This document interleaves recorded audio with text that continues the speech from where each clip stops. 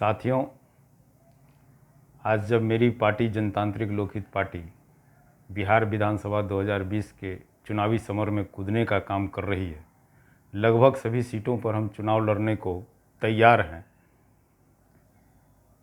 तो हमारे नेतृत्वकारी साथी भी, कुछ एक मतदाता भी और मीडिया कर्मी हमसे सवाल करते हैं कि शराबबंदी पर आपकी पार्टी का स्टैंड क्या है। शराबबंदी कोई खराब पहल नहीं है।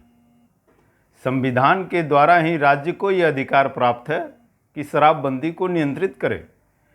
नीतीश जी ने पूर्णतः शराबबंदी लाकर एक अच्छा काम किया, इसके लिए हम उनको साधुवाद देते हैं। लेकिन सवाल उनके प्रशासन के नियति का है, उनके लोगों के नियति का है। सवाल बिहार जैसे गरीब राज्यों के राजस्व क्षति का है। 2015-16 में उत्पाद विभाग ने बिहार को 4001 करोड़ रुपया की आमदनी दिया। बिहार जैसे गरीब मुल्क के लिए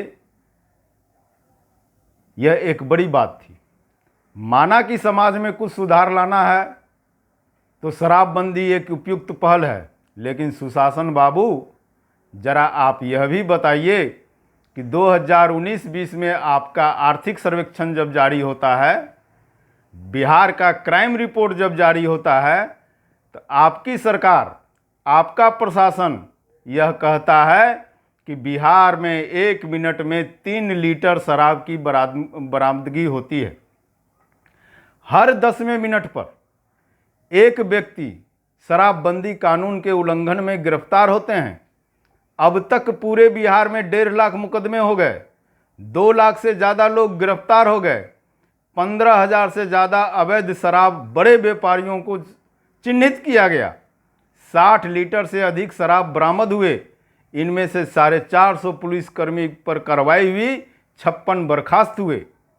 नीतीश बाबू, यह बताइए, क्या यह शराबबंदी का सच है ना?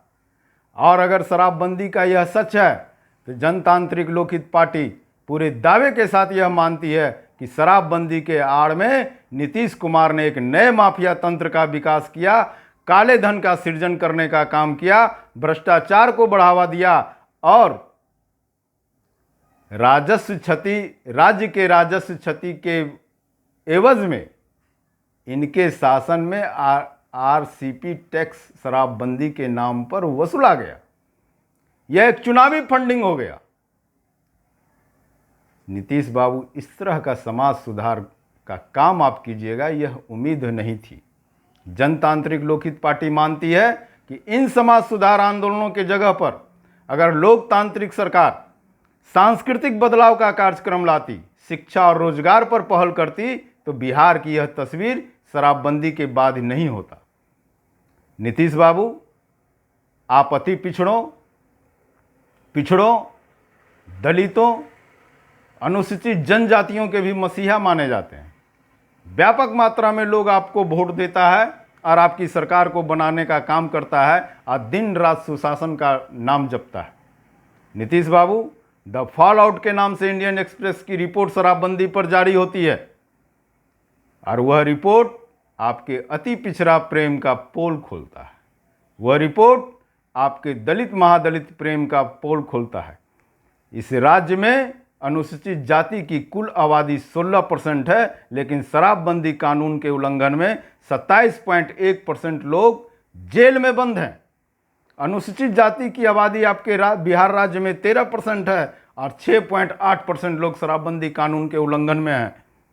ओबीसी की आबादी 52% है, 34% लोग शराबबंदी कानून में के उल्लंघन में हैं। यह अच्छी बात नहीं है नीतीश बाबू। नीतीश बाबू, इसके अलावा शराबबंदी के कैदियों की जो अमानवीय स्थिति जेल में होती है, शायद आपने उसका सर्वेक्षण नहीं करवाया।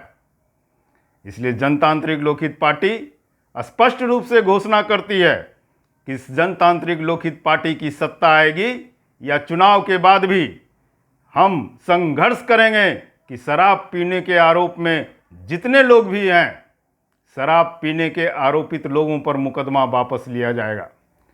छोटे छोटे सप्लायर्स पर जो 1 बोतल आधा बोतल के लिए जेल में बंद होते हैं, उन पर हम मुकदमा वापस लेंगे और बड़े सप्लायर्स, 15,000 को केवल आपने चिन्हित किया है, बड़े सप्लायर्स और प्रशासनिक मिलीभगत वाले लोग तत्वों पर हम हमला बोलेंगे, कार्रवाई करेंगे और कम समय में ट्रायल करवाकर, फास्ट ट्रायल करवाकर इनको जेल में ठूसने का काम करेंगे। और यह भी ध्यान रखा जाएगा कि हमारे राज्य में कुछ ऐसी जातियां हैं जो पुश्तैनी रूप से शराब निर्माण के कार्य में लगी हुई थी। शराबबंदी कानून के बावजूद भी उन जातियों के वैकल्पिक रोजगार की व्यवस्था आपने नहीं किया। हमारी सरकार, हमारी पार्टी उन तमाम जातियों के वैकल्पिक रोजगार की प्राथमिकता के तौर पर व्यवस्था करेगी और बिहार को हम शिक्षा और रोजगार के मुद्दे पर शराबबंदी पर जन जागरूकता फैलाकर एक स्वस्थ और समृद्ध बिहार बनाने का काम करेंगे। जय भारत, जय बिहार।